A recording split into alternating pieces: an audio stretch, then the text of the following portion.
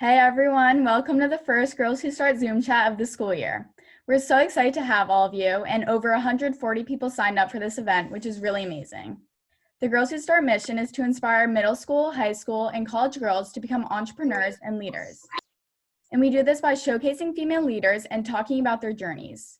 We have over 30 chapters at middle schools, high schools, and colleges throughout the country and internationally. If you're interested in starting a chapter, or you know someone who may be interested in starting a chapter, feel free to reach out through the Girls Who Start website or Instagram, which I think Brielle should be typing in the chat. I'm so excited for our speaker today, and I'm going to pass it on to Brielle to introduce Amanda Johnson. Hi everyone, and welcome Amanda. So Amanda Johnson is the co-founder and chief operating officer of Mented Cosmetics, a pigment-first beauty brand celebrating women of all hues. Mented launched in January of 2017 and has taken the beauty industry by storm by unapologetically placing women of color at the forefront. The company has been featured in several publications, including Essence, Allure, Vogue, and Black Enterprise, and the co-founders were honored with the 2019 Dreamers Award from the National Retail Federation. A graduate of Howard University and Harvard Business School, Amanda is excited to be an entrepreneur focused on digital strategy and brand building. With countless of experiences in finance, consumer marketing, and digital experience, Amanda is excited to craft brand stories and build customer communities. Ariel is going to ask Amanda some questions, and then we will open it up to the group for questions. And just a reminder to everyone that this Zoom meeting is being recorded. Hi, Amanda. How are you? Hi, I'm doing well. Thanks again so much for having me. I think what you guys are doing is incredible, and I'm so happy to be a part of it. Thank you. Thank you for joining us today. So my first question for you is, how did your childhood affect your path to starting a company? And did you always know you wanted to be an entrepreneur? Yeah, so I actually didn't know, and it's been quite a journey, one that I'm excited to share. So my mother is a retired high school principal, and my father was in the Navy. So my family was not one of entrepreneurs. They were of the military and of education. And so me doing this is completely out of the quote unquote scope of what my family does. But it has been incredible to have their support along the way. So I think what in childhood that inspired me in terms of what I do now is just, I love creative outlets. I love them as a kid. And I actually trained as a classical ballerina. So I was in the Charlotte City Ballet, North Carolina Dance Theater. My goal was to become a prima ballerina. That's what I wanted to do. And when that didn't happen, come senior year of high school, I wasn't going to go to Juilliard like I wanted. I had to figure out what other career I might be interested in. And I'd always been good at calculus and numbers. And so I went into a career in finance, which ultimately led me here. But I think it was that interesting start that has allowed me to do such different things now. So no, I didn't always know, and it wasn't really until business school. So I went to Harvard Business School where I met my co-founder. It wasn't really until that experience that I really thought, oh, this entrepreneur thing is a journey worthwhile. Win, lose, or draw, you still learn so much, and you can still be so enriched by the experience that I thought it was worth it for me to try. Got it. And then from there, how did you come up with the idea for Mented Cosmetics? Yeah, so like I said, I met my co-founder in business school. Funny enough, this is where the arts come full circle. We actually met in the student-run variety show. So she was in the show. I did full costumes for the show. So never let them tell you the arts don't lead you places. It led us there. It led us together. She was singing and acting in the show. And like I said, I was doing all the costumes. And that's how we met the first year of business school. We were in two different sections. And we just bonded immediately over all things retail and consumer and hacks, life hacks, beauty hacks. And so we left school in 2014 knowing we wanted to start something together, but not quite having the idea. So we graduated, we moved to New York. She went into consulting. I went into luxury retail. I was at Barney's for 2.5 years. And we would meet periodically. So every, call it couple of weeks, 2-3 weeks, we would get together and we would run through a ton of ideas. We would save up articles and podcasts and send them to each other.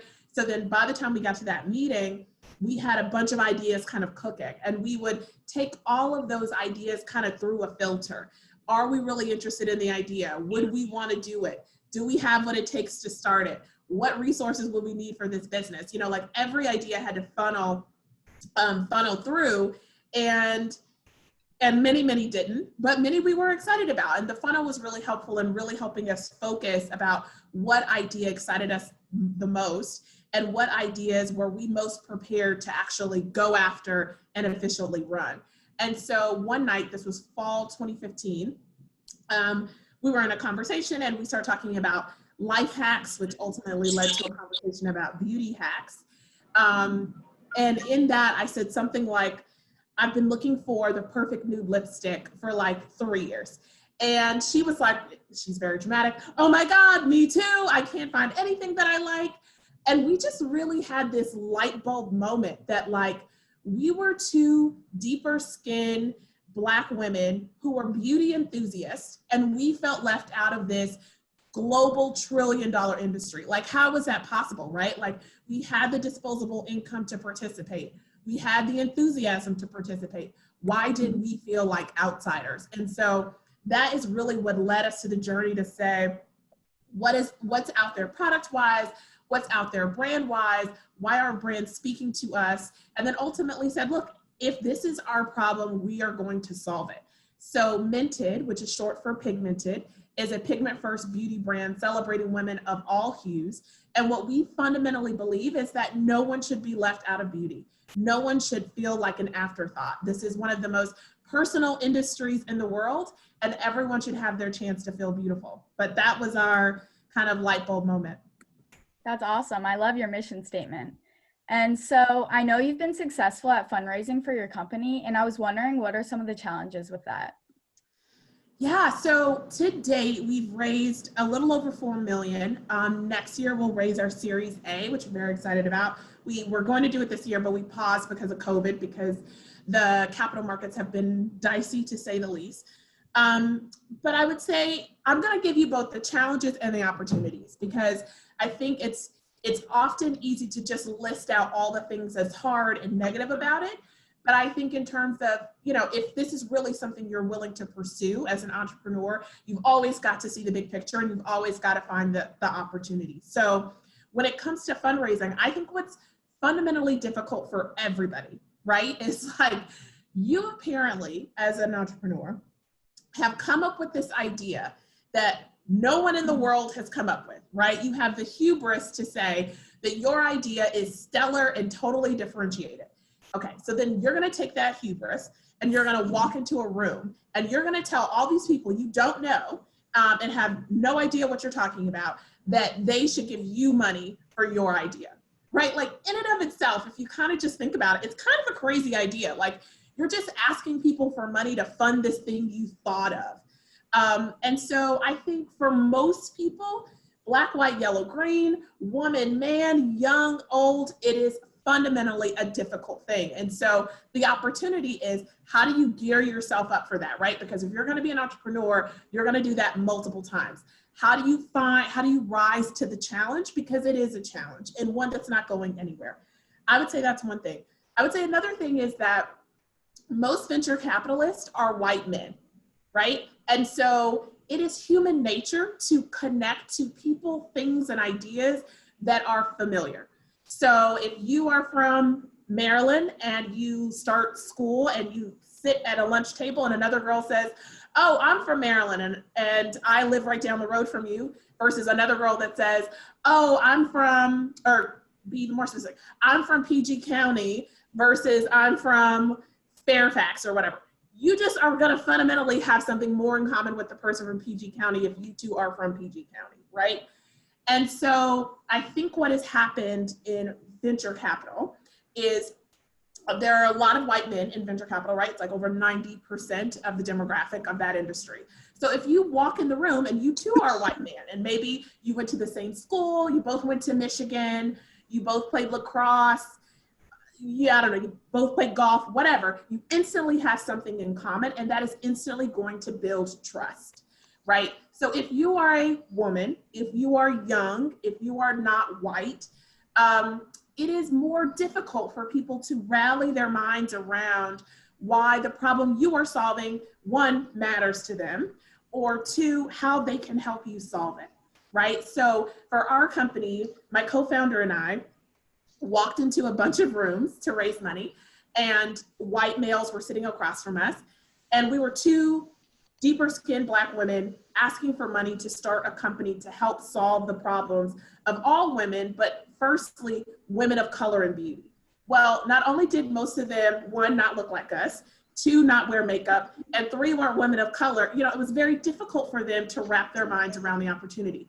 I think startups like myself, startups like Fenty, well, Fenty's nobody's startup, but just thinking of these companies that have been very successful, help the next company like mine, right? So people who come in the door with an idea like mine, now it's not so foreign or crazy. It's something that people can wrap their minds around. So I think the challenge is you're going to be asking for money from people who don't look like you most likely, and don't have your shared experience, which is going to be difficult. The opportunity is, if your startup is extremely successful, you are not only going to help your next round of fundraising, right? Because now people know who you are and you've been very successful, but you're also going to help the person that comes after you who does look like you or does have an idea similar to yours, because now you've helped normalize that for the VC industry. So again, I try and look at it from both sides. Otherwise, you kind of just drown in what is challenging.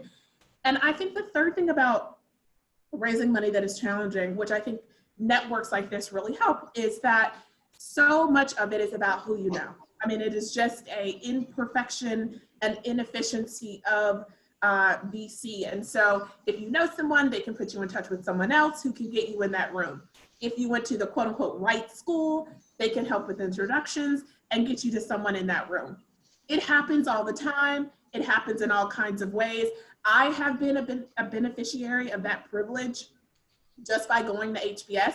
There are emails and phone calls and doors that were open and answered because we said we're alumni of Harvard Business School. So I think there's a lot of ways to have privilege in this world, but again, that makes it difficult. So if you didn't go to that school, or if your dad doesn't know XYZ, or if, whatever, a million reasons, if somehow you are not immediately connected to that network, it can also be quite difficult. So I would just say, think of it as like the biggest friends and family thing in the world. It could be someone you know who knows, who did their grass. You still know that person, and you should feel free to reach out and ask for money and ask for help. You really shouldn't think of it limited and say, oh, I'm not rich, this isn't something I can do. Oh, my parents aren't super connected, so this isn't something I can do. I just think it means that you're gonna have to hustle more, but it is an opportunity that is there. So that is the challenge. If you don't have that network, it will be more difficult. But the opportunity is, if you are truly a hustler and you go after it, that is going to open so many doors for you. And I think you just have to kind of think about it in that bigger picture. Got it. I really like the way you explained that. That was great. And so adding on to that, what have been some of the high and low points of running your company just in general? Yeah. Highs, oh, there's so many. I would say one high is like, it kind of feels like Disney magic that there was this thing we were just kind of talking about in our apartments in Harlem, and now it's a thing, right? Like now you can Google it, you can buy it, you can go into a store, people can talk about it. I think the craziest thing is when I'm out at a restaurant and I see some woman from across the way pull out a Mented lipstick and put it on to refresh after she eats. I'm like, we are out in the wild. Like, this is a real thing. People are buying it and doing it. And I think every entrepreneur has that moment. A friend of mine Melanie runs Andy Swim. It's a swimwear brand. And she says every time she's on a beach and she sees some girl come walk by and has on her swimsuit, she like loses her mind. And I think that is just a high that you never get tired of. I think another high is really growing your team. it's exciting to think that like we started with just myself and my co-founder sitting across from each other at my dining room table in my apartment that we worked out of for the first 9 months of the company.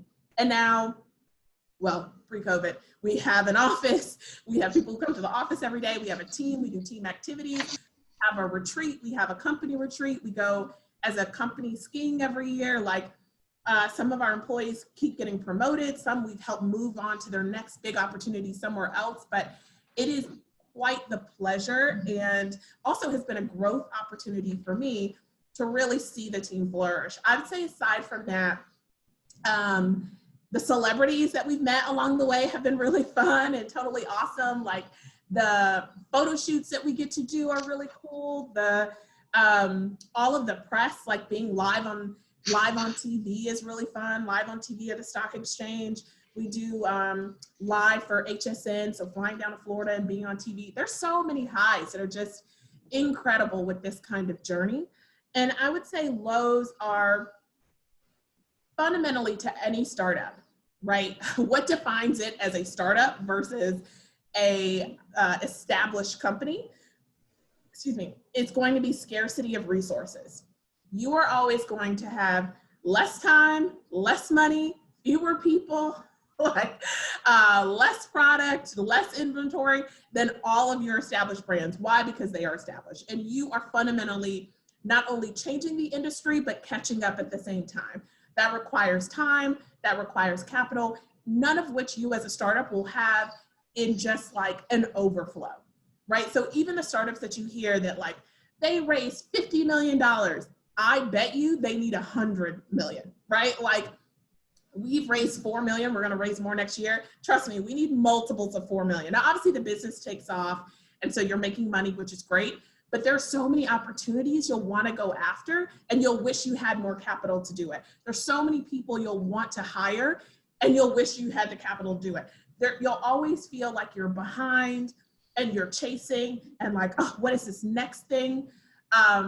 Until you're an established company, I think you'll always have that. And again, I think the opportunity in those lows, that scarcity, is the hustle. How can you be creative to solve these problems? How can you allow innovation to help you catch up faster to the incumbents? How do you rally a team around an idea even when you can't pay them how the biggest companies can pay them, right? So I think there's just a lot of innovation, hustle, grit that comes out of a startup, and particularly the startup lows. Got it. And so Mented is growing really fast right now. It started as a direct-to-consumer brand, and now it's in a lot of retail stores. So how did you decide to change your strategy, and what did that look like? Yeah, so really it wasn't a change in strategy. What we really said at the beginning is, look, women of color are online shopping for makeup because they have been disappointed enough times in the store experience. And we knew even non-women of color were disappointed in the store experience. So we said, okay, we're gonna start online because the influencer community and the social content world can help us in ways that we could never really afford to have the big retail experience that the incumbents have. So we said, okay, we're gonna be scrappy and we're gonna be online. So that was really our strategy up until Q4 2019. So up until like October 2019.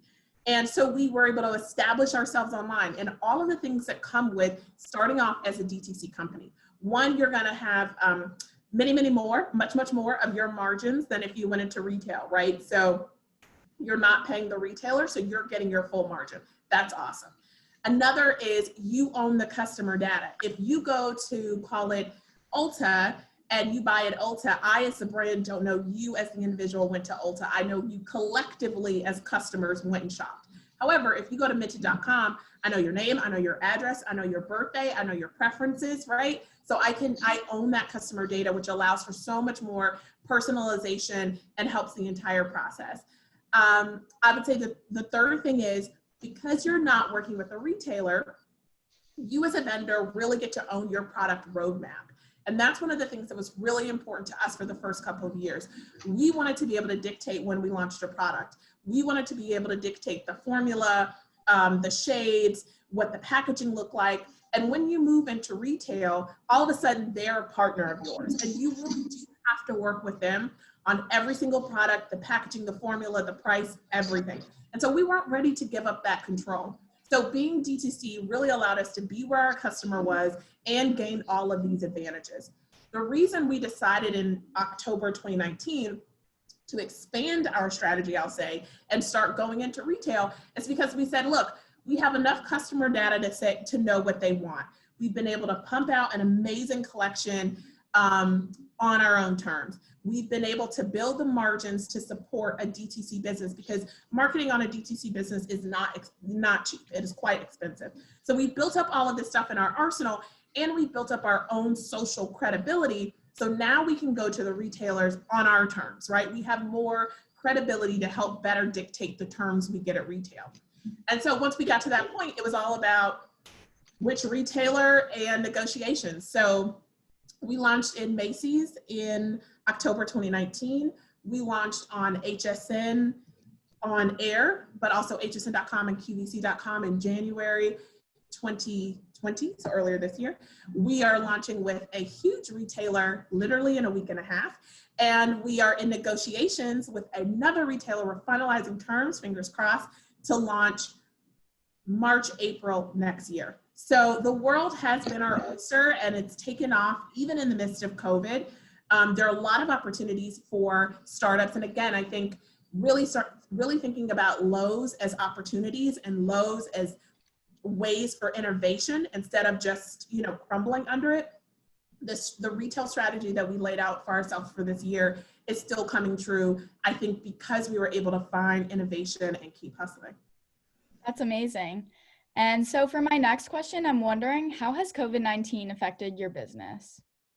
Yeah, I think like the rest of the world, we panicked in March. I mean, we saw the wave coming because we do so much work overseas. So we have our lip liners are made in Germany. A bunch of our press product is made in Italy. Some of our components are made in China. So we kind of saw it happening over the world in real time in dealing with our manufacturers. So we know it was coming. So we were like, okay, this year is a wash. Our investors were like, if you're just open by the end of the year, we'll consider that a good thing. Like, expectations dropped tremendously for the average startup at the beginning of March. And then out of nowhere, it felt like demand just started picking up. And so March was actually not down. It was a healthy month.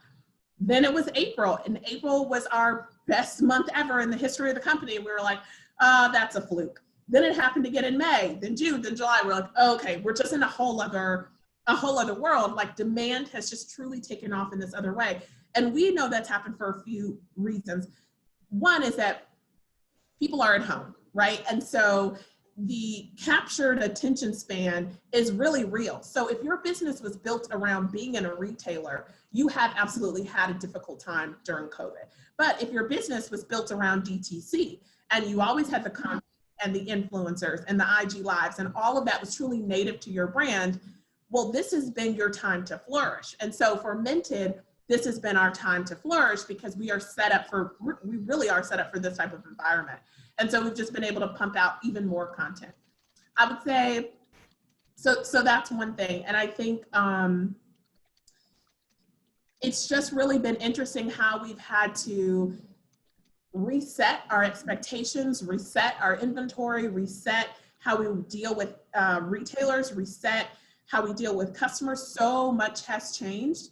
I mean, the supply chain is still heavily impacted because we deal with retailers around the world. Demand in the US is still extremely high. So our customers have had to be very patient when we stock out of something and we say, hey, look, Italy is literally closed for the month. I'm sorry, there's nothing we can do, but I promise you we put in the reorder. Our US customers have also had to be so patient in that all of our freight forwarders or all of our shippers, so FedEx, USPS, UPS, DHL, you name it, everybody's at capacity. Everybody's behind. So shipping that used to take 3 to 5 days now takes 7 to 11 days, So there are ways we're still impacted while we're having truly like the most incredible time in the history of our company. So it's been interesting to watch. And my last question for you is, what advice do you have for girls or anyone who's interested in starting something? Do it. I mean, I know that's Nike's statement, but I think it's totally true. Win, lose, or draw, entrepreneurship is worthwhile. I think it teaches you so much self-sufficiency, bravery, passion, organization, communication, the amount of times and ways on a daily basis. You just kind of have to put yourself and put your idea out there. It is worthwhile to pursue. And maybe, and maybe it tanks. Okay, you won't be the first startup that tanks. And maybe you don't actually make that much money. Okay, you won't be the first startup that does. But what if you knock it out of the park, right? Or what if, even though it might be the worst experience ever, you are completely transformed and become this whole other person, right? The benefits are beyond numerous. And I think teaching girls to really go after it, to be brave, to say what you want, to not be afraid to ask the question, to not be afraid to be pushy sometimes when you need to be pushy. I think now is the time to speak up and say what you want. And if entrepreneurship is it, I say go after it.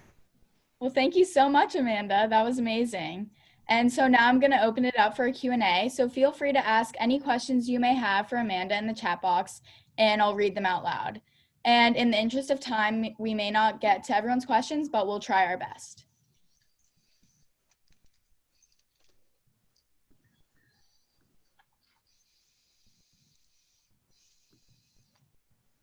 So if you have any questions for Amanda, feel free to ask them in the chat.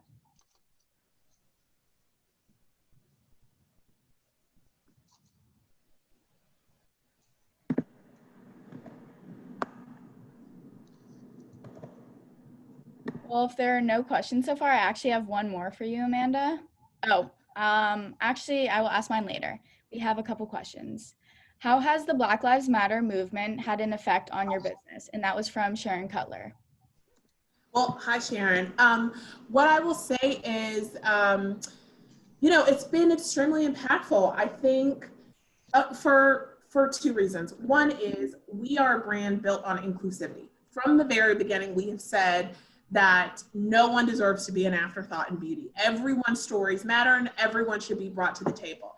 So there was no way in the heart of Black Lives Matter where people are saying, hey, I just want to count too, that we couldn't speak up in those moments. And I think for us, since that's been truly our authentic story, we've had the credibility to speak up and say what we want. I think too, because of our customer base, they are expecting a conversation from brands these days, right? It's not just brands talking to customers, it's a two-way street.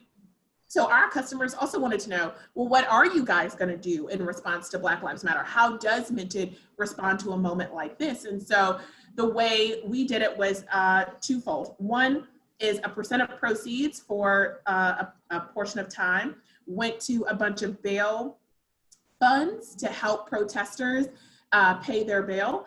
And two, we gave all of our employees every Friday off for almost 2 months for just mental health days. Because we wanted to recognize not only should our customers' money be put towards the things that matter to them and matter to us, that was the donation, but also our employees and their mental health and the way this is all affecting them matters too. And so we wanted to make sure they had the time to step away from work and truly process the world around them. We actually did the same with COVID-19, what % of proceeds went to 1 million masks. So we donated a bunch of masks and PPE here in New York City, and we also gave our employees time. We just feel like we are a holistic company and we should have to address our full customer and our full employee. So for the next question, Justin asked, can you describe a typical day of work? Yeah, I think most entrepreneurs will say there is no typical day, and there isn't, but I'd say there are a couple themes. There's always internally, right? Internal meetings, touch bases, strategy sessions, regroups. In the time of COVID, there are constant regroups, reassessments of strategy and product and promotion because the world is constantly changing. And so what might have been a bi-weekly meeting in the past has now become a weekly meeting, right? Or a bi-weekly or twice a week meeting.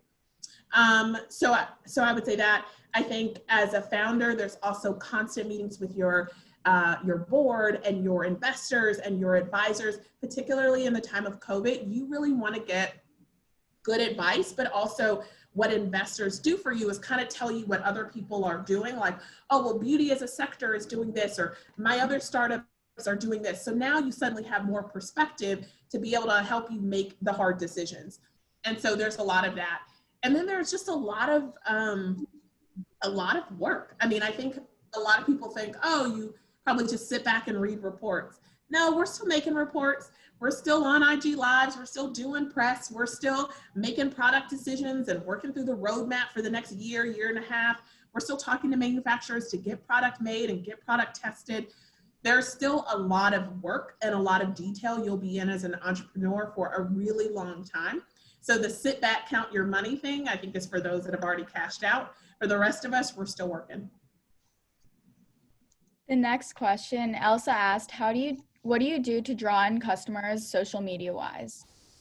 Yeah, I think when it comes to social media, it's about two things. I think one is being authentic. How do you tell your story in a differentiated way that is so Mented? When you land on Mented's Instagram, Facebook, our blog, whatever, you watch a tutorial on YouTube, you got to know that it's Mented. We have to be saying the same thing consistently. You have to just feel the authentic story no matter what we're talking about. And I think that is what will always draw a customer in. And I think secondly, that idea of consistency. You've got to know that we're always going to have tutorials and we're always going to have fresh content and we're always going to work with influencers. So that way you can feel safe and trust that the brand is consistently doing the things that it's going to do. That is how customers build trust. That trust will build a sale. That sale will continue to build loyalty. And so if your message is constantly changing, customers aren't going to think you're authentic. If you're posting sometimes and not other times, you're making videos sometimes, not other times, then you're inconsistent and customers won't trust that. So I do think authenticity and consistency will win. Okay, Abigail asked, were there times you thought you couldn't do it? Oh, for sure. I mean, probably in 2 seconds after I get off this call. It is a constant battle for entrepreneurs to feel confident in the midst of the most uncertain time ever, right? We're just talking about COVID. But even aside from COVID, entrepreneurship is an emotional roller coaster. And anybody will tell you those highs feel really high and those lows feel extremely low, because you're not just talking about a job. You're talking about your baby, your idea, this thing you birthed from scratch. And so it will always mean more to you. You will always be more passionate, which again means you will experience higher highs than the average employee and lower lows than them. And I think what you really have to do is just start to learn to ride the wave, kind of like a surfer. Don't go, just even if you're going to go under, just ride it under because you know you're going to come back on top instead of kind of fighting the lows. And I think that's a lesson I've had to learn over the last couple of years. Great. And then for the next question, Kickback Sessions asked, who are your role models? Oh, so many people. Absolutely my mom. Watching her run a school for my entire life and running multiple schools, principals of middle schools and high schools, was amazing. I mean, I think really growing up seeing kind of a badass woman do something amazing is life-changing. And so I've always thought I can do anything. And I think that early confidence has been helpful. And I think there's so many role models in, one of them I would say is LeBron James. It's probably not something you expected me to say, but I think he is one of the hardest working athletes ever. Him and Kobe, people will tell you there was a mantra, there's just something different about them as athletes that mean they never stop. They always keep seeking the next best, no matter how many rings or where they rank, there's still more to do. They're going to be the first on the court. They're going to be the last ones to leave. And I think as an entrepreneur, you have to have that attitude. How do you just always keep going? So for the next question, Sai asked, how did you choose where you got your cosmetics from? So we made all our cosmetics from scratch. None of them have been off the shelf. Everything has been custom. So we work with manufacturers around the world we come to them with the idea, what we want in the product, what we want the benefits to be, what shades we want, and then we work with their lab to develop the formula. And sometimes we come to them even with the packaging we want. Sometimes we work with their engineers to develop packaging. But it always starts at Mented. My co-founder and I think of the roadmap. We test that against customer focus groups and surveys and data. And then we take the idea that we want to make to our manufacturers and work with them to solidify the final product. Ivy asked, what has been your best memory from your entrepreneurial journey? Yes. I think, and I can't tell you why because it's still going to come up, but my co-founder and I met Oprah, and I have to say, she's exactly what you think. It is beyond incredible. You just feel like you have been hugged by the sun. It's an energy and the way she says your name and how much she just loves it. Like you can just tell it's genuine. She can tell you your whole life story. One of the most incredible moments of entrepreneurship. Wow, that's amazing. And so Sharon asked, have you applied to be a B Corp? We have not applied to be a B Corp. I do think it's an interesting wave of brands committing to so many types of sustainability. We are vegan, paraben-free, cruelty-free, non-toxic, gluten-free, and we are working to get our packaging more sustainable. And we certainly treat our employees, just like I was saying with Black Lives Matter and COVID, we think of them holistically, we think of our communities holistically, but we have not met all of the criteria to be a B Corp. The next question is, has having such a small target audience slowed the growth of your business? And have you considered creating new products or marketing your already existing products for other racial groups? Oh, 100%. So we started the idea because we were two women who felt left out of beauty. But Mented is a pigment-first beauty brand celebrating women of all hues. And so we very much celebrate Black women, Hispanic women, Middle Eastern women, South Asian women, and that's where we started. Retail has really helped us expand that audience. So if you go to see us live on HSN, you'll see models of different hues. The host has our makeup on, same at Macy's, same at this retail we're about to launch in a week and a half. So we are excited to continue to expand our product line and our community.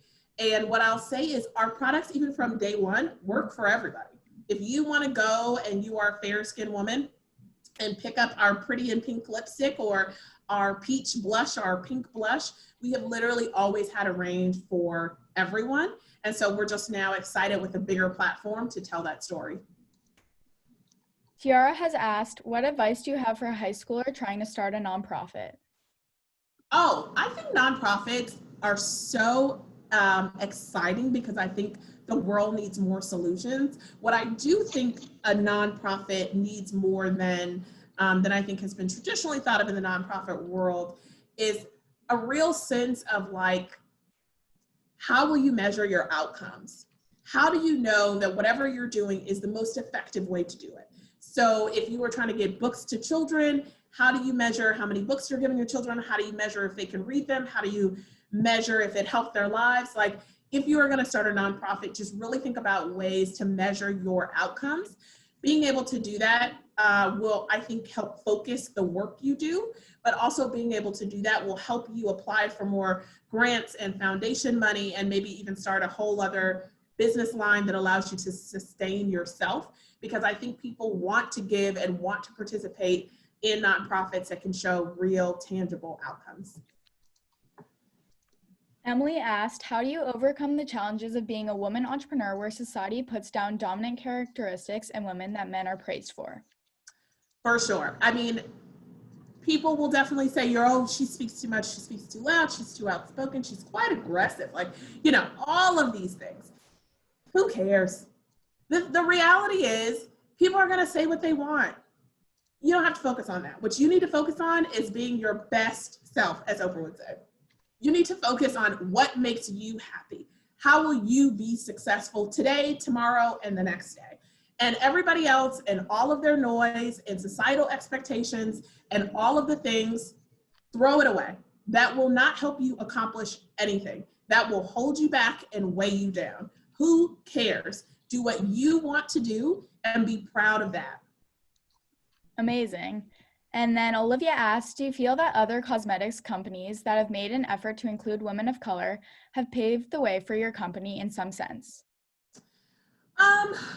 look, what we've said from the very beginning is that more choice is best. If more people can participate in beauty and actually feel beautiful, ultimately that's the best outcome. And we just want our customers to have the best outcome, whether that is with Mented or with someone else. I would actually say that the brand that's probably helped pave the way the most for us, even though we launched before them, is Fenty. I think Fenty and Rihanna showed the world that women of color have real buying power in beauty, and so therefore they are not to be ignored. And a brand can truly celebrate women of all hues and not be a niche brand.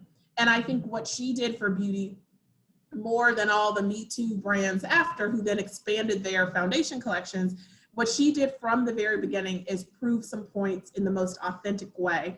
And we have been a beneficiary of that. And another question from Olivia.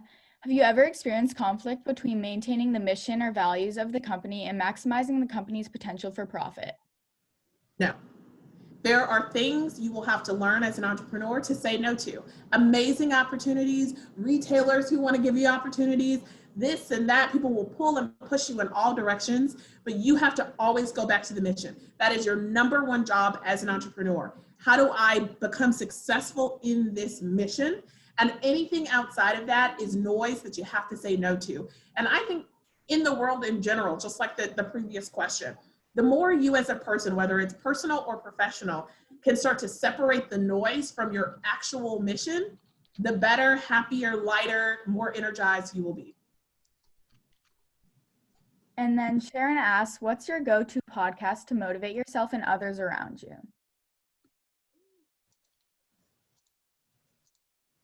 So, okay, I haven't really used podcasts as a motivation. I definitely use them to get information. So the Daily, which is the New York Times, one of the New York Times podcasts, is one of my favorite podcasts to get hits of news every day.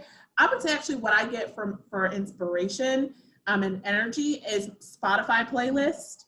I think there are so many that I can just pick a thing, pick a genre, and it'll pick me up in a way. I think music just picks me up in a way that words don't. And then Lexi said, you mentioned earlier you dreamed of being a dancer, but later decided not to pursue that dream. Later on, Mented Cosmetics became your dream and your passion. How does someone realize what dreams and ideas are ones that will be successful and they should follow versus ones that they should not? Well, see, and I think that's the beauty of it. You don't know. So all you can ever do is keep pursuing it. I wasn't able to become a dancer because that vision ran out. Not that I didn't try my hardest. I started at 3 and I stopped dancing at 18 and then went to college. Like, it is not because I just said, oh, I don't want to do it anymore. It's because I ran out. And then when that dream ran out, I found a new one. And I think, and my new dream was then, oh, I want to be a senator. That's what I said. I actually applied to all schools, poli-sci Spanish double major. I got to college and then became a finance major. And I was like, oh, I'm good at calculus and math and all of these things. And so that's my next dream. I think it is actually incredibly important to normalize constantly pursuing new dreams. The idea that this one thing you're going to think of at the age of who knows, and that is going to be the one thing you're passionate about forever, is absolutely nonsensical. And if anyone is telling you that that is the way the world works, they are kidding themselves and they are certainly lying to you. You will have a bajillion dreams. I'm only 34 and I'm on dream, I don't know, 10. Like, it is 100% okay to keep pursuing new things. And when either your interest runs out or that dream ends, then go find a new dream. But I think they're all worth pursuing. And then Theron asked, how long did it take for you to meet the goals you had initially? Like within Mented or? Theron, if you have a response, would you mind speaking up?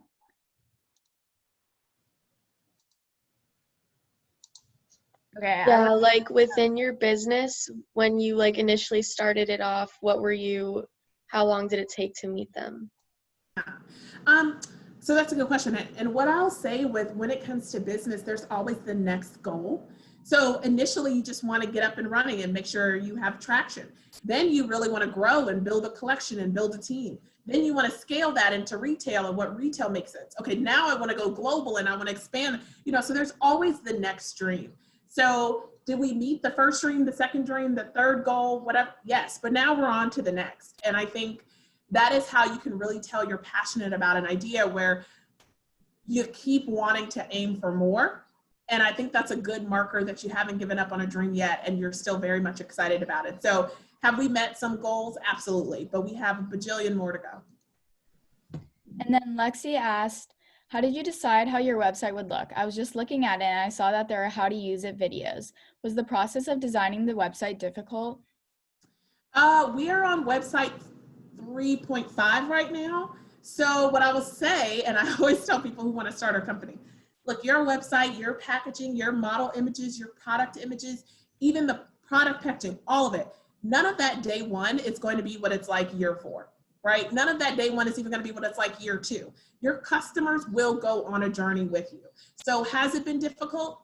Nah, I think it's more like something you just kind of grow into, you evolve, you see what other brands around you are doing, you see what customer expectations are. You should certainly have a point of view of how you would like your customer experience to be on your site. But there's so much to, there's so many people to learn from in the process. A good developer, a good design agency, all of them are going to help keep molding and evolving your website. So day one, get on Shopify and do the best you can. Year 1, it'll be different. Year 4, it'll be even more different. So just keep going. Abby asked, what is your favorite product and how do you design new products? So my favorite product is Dope Taupe, which is one of our semi-matte lipsticks, one of the original 6 we launched with. It's my perfect nude. And it's my favorite because I finally found my perfect nude. After 30 years, I finally found my perfect nude lipstick. And it is a staple that I wear most days. And how we do product development now. So again, my co-founder and I have a point of view, and that is certainly how we initially start the product roadmap. We get customer surveys every quarter where we ask them about their favorite products, shades, how they use it, are they a novice, what retailers they go to. So we have a lot of data that also helps influence our point of view. We do a lot of focus groups across demographics, across skin tones, across skin types, to really understand how people use products, what people like, what people don't like about what's available. We work with our manufacturers who also have a point of view, right? Like they know what's coming up next year and the year after that. So we're going to be influenced by their point of view as well as the team. And so all of that data goes into ultimately the final product. And so some of our product timelines are 6 months. Some of our product timelines are a year, year and a half, depending on, FDA testing and kind of lots of different things. But within all of that, we make sure we get constant touch points, not only with the team, but also with our customers so that we know we're launching something people actually want. Alicia asked, how do you keep such a great attitude when there could be so many different things against you? Good question. I've always been a kind of glass half full kind of person. And I think it's a great attitude to have in entrepreneurship, especially when things are quite difficult. But every day I get to do this is amazing. Most startups, like 90+% of startups, fail the first year. We are almost at almost at year 4, or I guess this is our year 4. Anyway, we're 3 years in. What month is it? September, 9 months in. So 3 years and 9 months in is how long I've been able to do this. When so many people who started with me 3 years and 9 months ago don't even exist anymore. How could I not be excited? Like, how could I not feel like the things I'm doing matter? They're changing my world. They're changing my customers' world. I see it. I see the results of my hard work. And that just keeps up my enthusiasm and keeps pushing me forward. The next question from Evan, would you consider yourself and or your company as an advocate for intersectional feminism? Oh, for sure. So my co-founder and I are not the typical co-founders, right? Like we don't look like what the majority of founders are supposed to look like, what the majority of executives are supposed to look like. All of the things that we've done are like statistics that are all kinds of things that should have knocked us out of this process. And so we fundamentally believe in feminism and the equal access and right of social, economic, political, all of the gamut that is inherent in that, and what that means for all different types of feminists, all the intersectionality that lies within that, all the intersectionality that lies within myself. I am Black, I am a woman, I am from the South, I have very privileged education, all of the things. And so our brand, again, is really about whole selves, total inclusion. How do you feel like you can show up every day? We want our employees to feel that way. We want our customers to feel that way, and that Mented is on board with all of it. So our last question in the chat is from Demi, and she asked, are we able to reach out to you on Instagram or LinkedIn? Sorry, what's the last question? Able to reach out to you on Instagram or LinkedIn? Oh, absolutely. So my Instagram is @prettypensive. The Mented Instagram is @mentedcosmetics.com. Trust me, the @mentedcosmetics.com gets checked way more than my personal. So if you want to get me, that's probably the best way, because then the team will get it to me faster than I check my personal. And then my LinkedIn is Amanda E. Johnson, just like how I have written out here. And I do actually check LinkedIn quite a bit. So yeah, message me and let's connect. Great. And then I have one more question for you, Amanda. What are your hopes and dreams for your company in the future? So we have a big global vision. I mean, we want Mented to be the home of beauty for everyone, everywhere. We don't want anyone, anywhere on this planet to ever feel left out. Mented is where you should feel included. Mented should be home. That is a very big global vision that takes a lot of pieces and parts to live up to it. It's going to take a really big team to live up to it. It's going to take a lot of capital to live up to it. But we're excited about chipping away at that big global vision literally every single day. And I think the other thing that I'm excited about is just honestly the life I get to live every day. It is not common for someone who looks like me and is from where I'm from and does what I have done what I did, to do what I'm doing now. And I feel extremely blessed and privileged to be able to do that. And anytime and in any way I can help anyone else so they can also live out their dream like I'm doing is what I want to do. Thank you, Amanda. And I think I speak for everyone here when I say it's been truly amazing to hear your journey. And everyone, please join me in thanking Amanda for sharing her entrepreneurial journey with us today. Thank you. Thank you. Thank you. Thank you, everyone, for joining us today. Make sure to follow us on Instagram and check out our website for more information about additional Zoom conferences this fall and other upcoming events. And also make sure to check out the Mented Instagram.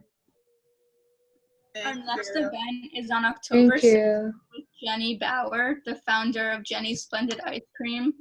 And a reminder, if you want to start a chapter, check out our website, our Instagram, and where we post all upcoming information for Girls Who Start. And again, thank you so much, Amanda.